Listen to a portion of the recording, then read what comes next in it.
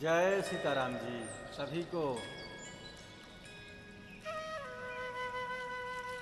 मनुष्य जीवन जियो के दिया ही जाता है, जन्म मृत्यु के बंधन से मुक्त होकर परमात्मा की प्राप्ति।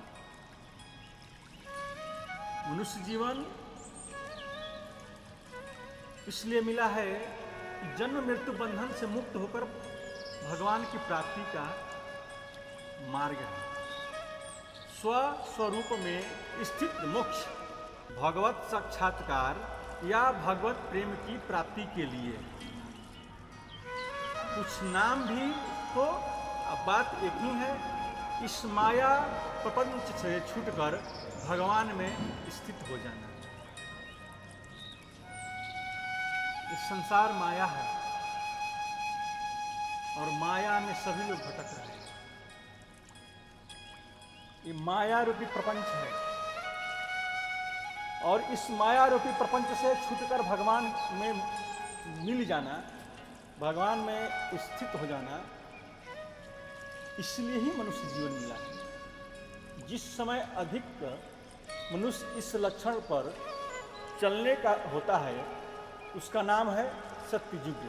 और जब बिरले ही लोग इस लक्ष्य पर चलते हैं, से सब कामों पर भोग परायण होकर अनवरत सांसारिक भोगों के अर्जन तथा भोग के प्रयास से लगे रहते हैं, उस समय का नाम है कलयुग। यदि सत्ययुग और कलयुग भेद है,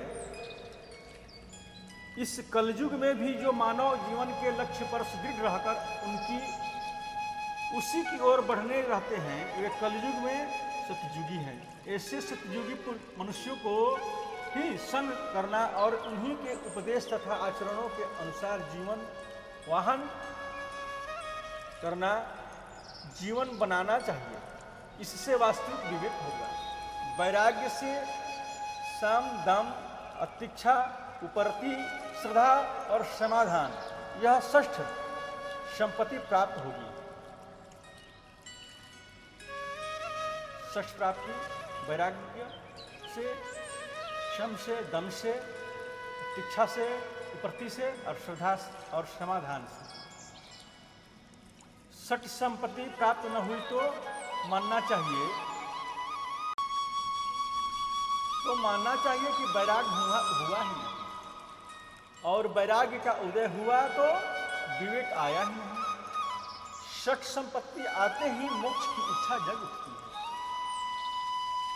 तब एकमात्र मोक्ष के लिए ही साधन होता है और उसका फल तो स्वरूप में स्थित ब्रह्म या परमात्मा की प्राप्ति है।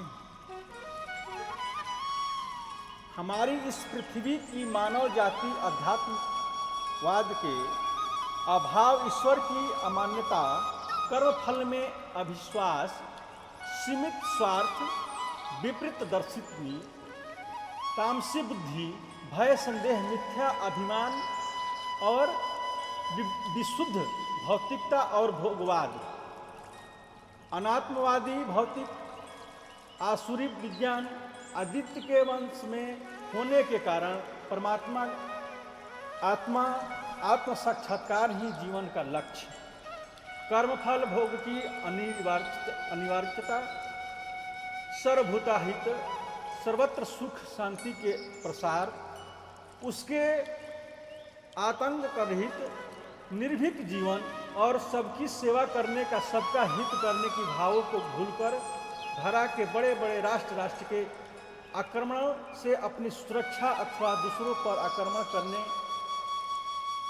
करके उन पर विजय प्राप्त करने तथा उनके सर्वस्व अपहरण करने के लिए दिन रात संदेह, भय, त्रास, काम, क्रोध, लोभ तथा अभिमान, मद, दर्प से भरे अपनी बुद्धि, विद्या, शक्ति, विशाल अर्धराशि, समय, विज्ञान सबके द्वारा घोर राक्षसी विनाश के आयोजन में लगे हैं।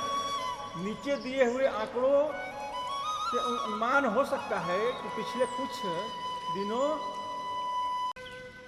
सम्मेलनों और वक्तव्यों में विश्व शांति, विश्व में प्रेम की बातें बड़ी कही जाती है और आचरण में प्रत्यक्ष उसका विरोध कार्य किया जा रहा है। इस अवस्था में जब तक लोगों का हृदय परिवर्तन न हो, तब तक स्व की समीका विस्तार न हो, जब तक यांतों में सर्वहित में अपना हित न समझा जाए, तब तक यह तामस प्रवाह रुकने वाली नहीं है।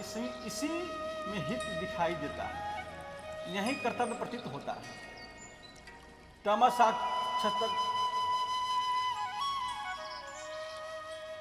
तम साक्षत्र आसुरी शुद्धि का स्वच्छता ही ऐसा है, इसका अवश्य भावी फल।